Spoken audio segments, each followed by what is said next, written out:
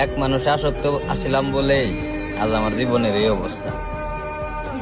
আসলে ভাই, আমি তারে আমার নিজের চেয়েও বেশি ভালোবাসতাম, এটা সেও ভালো করে জানতো, কিন্তু সে আমার ভালোবাসাটা কোনদিন নেয় নাই। আমি যদি কিঞ্চি পরিমাণও যদি হ্যাঁ না ভালোবাসতাম, আজকে দীর্ঘদিন হয়ে গেল আমি সরে যাইতাম। এক মানুষ আসক্ত আছিলাম বলেই আজ আমার জীবনের এই অবস্থা।